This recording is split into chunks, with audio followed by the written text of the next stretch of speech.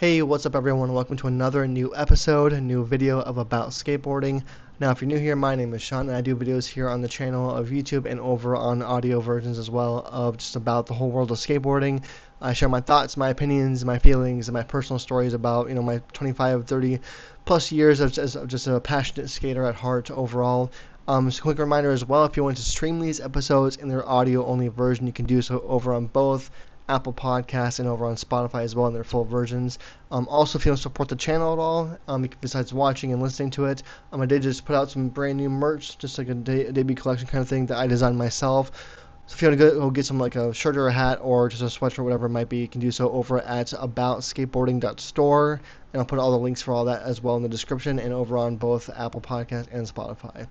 Now, to get into today's episode and today's video, I wanted to kind of discuss and go into a subject area that's more I've noticed recently with kind of how, especially since COVID for sure, but more recently about how things have changed with online shopping and how we buy our skateboarding gear, whether it's boards or shoes or clothing, whatever it might be.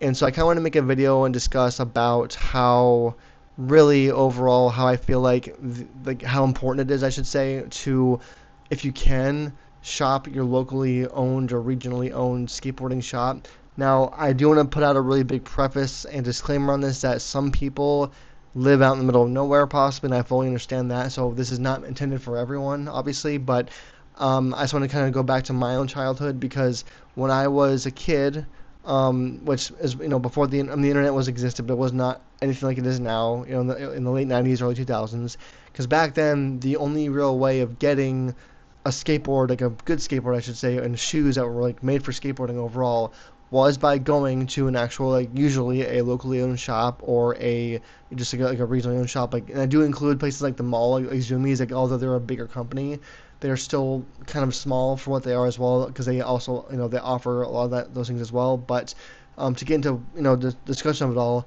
one of the reasons why I think it's really important to buy from those locally owned shops or even regionally owned shops is because in most cases, not all of them, but in most cases, those shops are owned by either families or they're regionally owned by just a small group of people that are just passionate about skateboarding.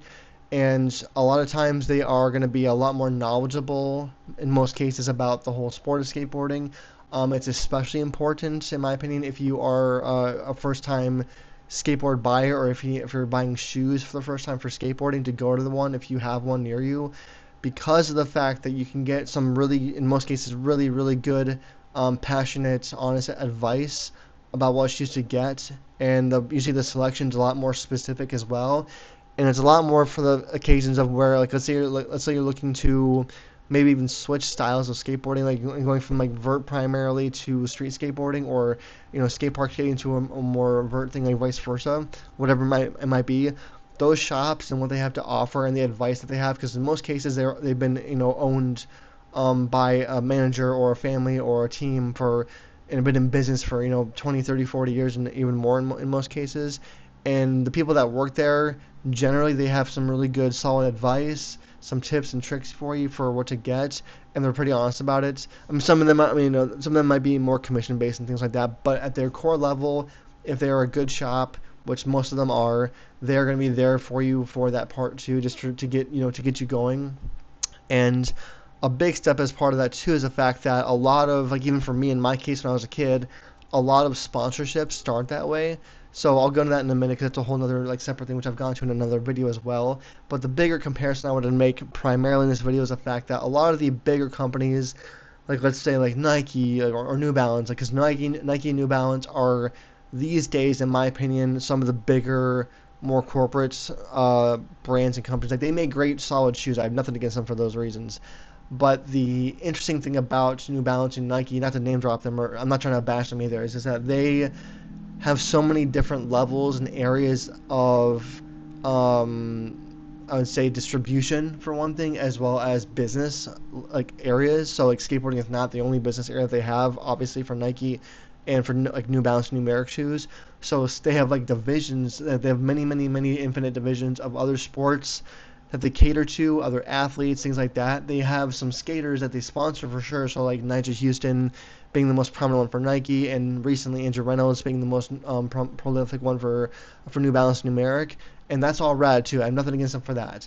But I would say if you can, to buy those shoes, if you want to get those kind of shoes from the local shops that you go to or that are near you. And this is why, because if you buy the shoes or clothing, whatever it might be, from those bigger, like, unless it's not offered anywhere else, I guess, for that matter. But if you buy them from the bigger, like the websites and things like that, that really isn't helping your own store. And to be honest, in my experience and what I've seen from skate shops closing, and it's because of the fact that how really e-commerce and app shopping, like online shopping overall, has changed, especially from COVID.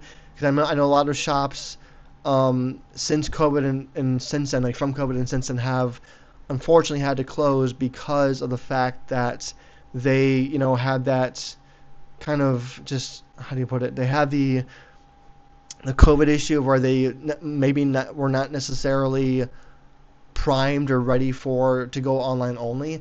Now, I will say I will also preface that thought with the fact that I know that some shops are very, very well adaptive and adapted during COVID and went online as well. So a lot of them, like, you can shop in a different region. Like, there's a shop in Arizona that I've shopped at many, many times, that I won't name them, but they just, they have a lot of good stuff and they're good prices and they ship it quick and they have a good exchange policy if it doesn't work out. All those really important things. So a lot of them adapted to COVID and they are very, very solid. They're doing better business, not just locally, not just relying on the foot traffic, because when I was a kid, for the most part, when you would buy your first professional shoes or your first team shoe and your first good board that was made by like a bigger company like Birdhouse or Baker back then, in most cases, those were only available at those core local shops in most cases.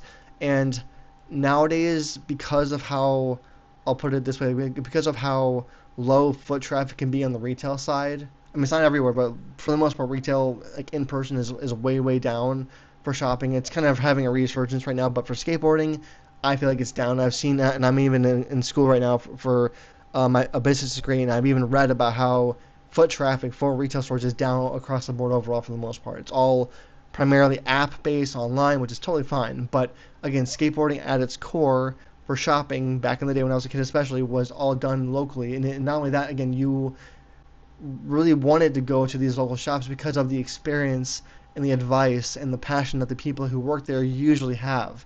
And what goes beyond that too is the fact that, and this is what I want to get into, is that a lot of sponsorships back in the day, at least for me, I mean, I never got sponsored, but like just the idea of sponsorship always came out of usually a local skate shop recognition.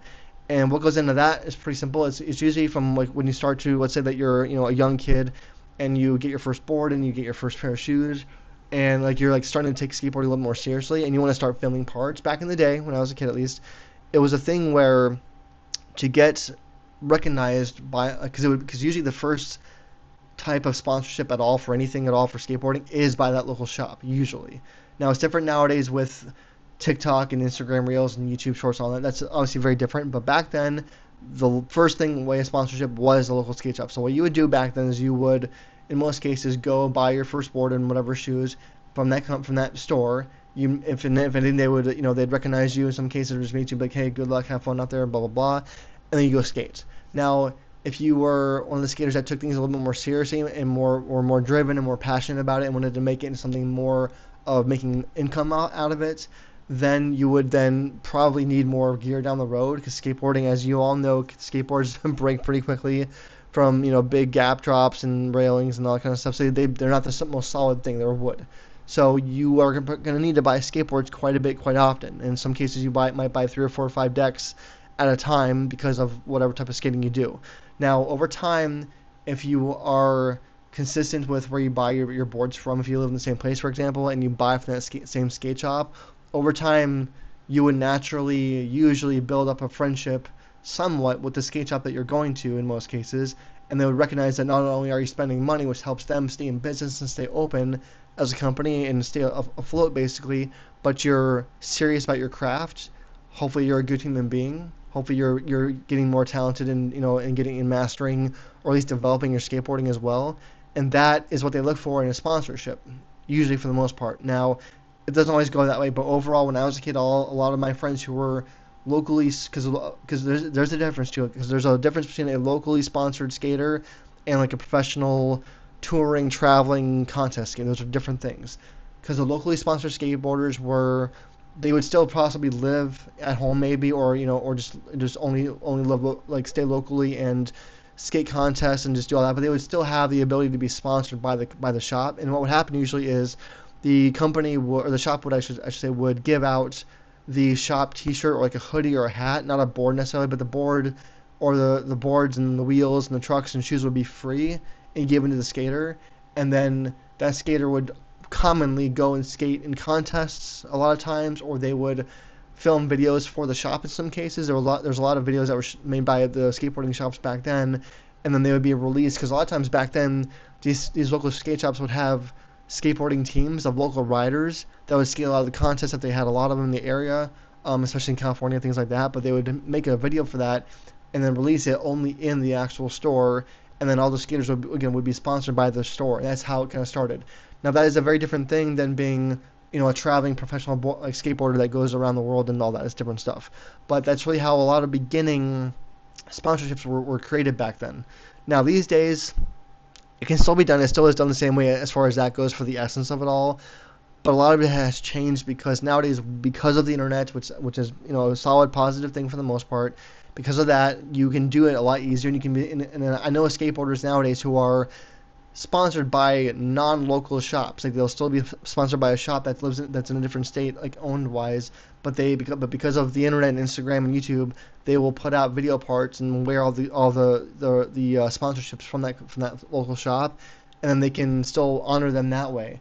And again, and these days, the difference I see a lot more often is that these days a lot of skateboarders, or a lot of shops, I should say, look more to not only your talent and consistency, but how honestly good of a human being you are, how you represent yourself when skateboarding, especially in videos, how you present yourself with the media and social media and interviews and things like that, and is how also like almost more importantly, how well or how much you give back to your community. And what I mean by that is like teaching younger kids, the younger generation than you are, how to skate, how to develop them, being nice to people, being respectable, being respectful of others, and things like that. Like that's all becoming, or has become, a lot more important for local sponsorships than it ever used to be. Because back then, there was a lot of teams, I should say, and I won't name them at all, but there were a lot of teams that were known for the other side of things. They were known for being rambunctious and kind of ill-willed and not taking care of themselves and being kind of just, I don't say like a menace or anything like that, because it's just, it's not really that deep, but like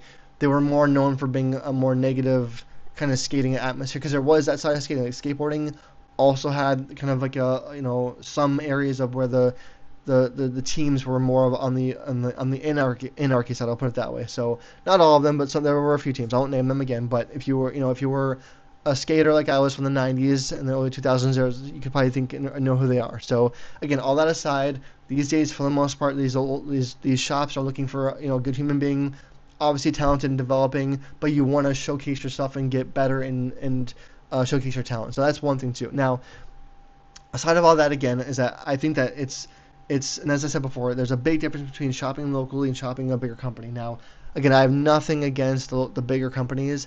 I just personally believe that the core essence, the core, like, where skateboarding came from was and has always been local shops. Now, the cool thing I will give credit to on the bigger companies side, so like mainly primarily these days of Nike, New Balance, is that they do tend to give out these local regional shops their shoes, or even like an exclusive version of their shoes, like a colorway or certain board graphics, whatever it might be. Like this, but primarily in shoes. Like the common thing nowadays for skateboarding, the most like exclusive stuff usually is shoe drops, like Nike Dunks or things like that. Or even like I know like Nigel Houston's recent Pro model was one thing for Nike SB, and I know that for New Balance Numeric, the Andrew Reynolds shoe, the 330 I think it was, that was like the most recent like huge release for skateboarding as well for his Pro model.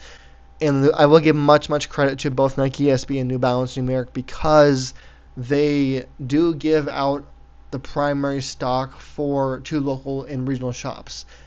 Because I think that they know that without that happening, that these shops wouldn't really, I wouldn't say be in business, but they appreciate that partnership, because they know, I think, that deep down that that's what keeps these shops alive. Because if you don't shop there, if you don't give them foot traffic, even if you don't buy it online, they can't stay open. And I will say that the cool thing about the internet and apps these days on smartphones is that you can, for the most part, if you're a shop that's online, most of them ship domestically for free or it's cheap. And when these shoe drops come out, they usually get the primary stock from the companies. And I think that it's a really rare situation that the bigger companies give them a bunch of stock of, usually exclusive colorways, and keep them in business, because I feel like easily Nike, SB, and New Balance America could easily shut down these local shops if they wanted to and just have all the stock themselves. I mean, they have stock too, but I think it's a good positive thing that they give them a lot of stock too, just overall for that whole thing. Because I've noticed that, especially in the last probably 2 to 3 years, it's probably been longer than that too, but especially in the last 2 or 3 years, whenever a big drop happens, that Nike SB will purposely put on the Instagram announcement, if it's Instagram, that they are only available in skate shops. And that is a cool thing. I do support that. I do love that. So that's kind of my thoughts on that part of it. Now again, if you are looking for, and that's why I wanted to make this video, because I think it's a very important to bring this up to light, because I don't think it's necessarily a division between the two. I just want to make it really, really clear and really, really apparent that skateboarding at its essence was started locally at these shops. And the best example I can give of that turned into a huge company nowadays, even for the longevity of it all, for skateboarding, core skateboarding, would be Vans.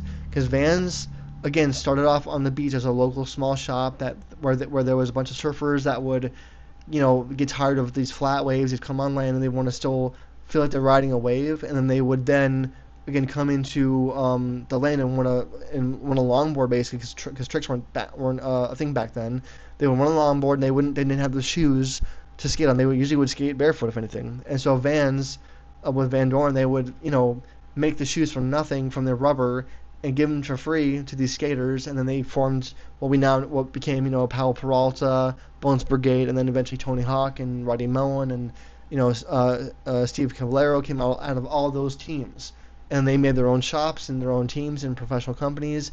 And that really became, again, what the 90s were for big skateboarding companies, for Birdhouse and Baker and all those things, and Vans especially too. So again, I think it's all very, very important just to see all that kind of just to filter down how all this started from those little shops doing their thing and supporting the local community for skateboarding too. So that's kind of my overall thoughts and feelings on everything like that. So I would love to know in the comments below, if you're on YouTube, what you think about all this stuff, as far as shopping locally versus a bigger company, or just vice versa, just between the two of them, if you do prefer one or the other, things like that. So let me know all that in the comments below. But again, thank you for watching as always.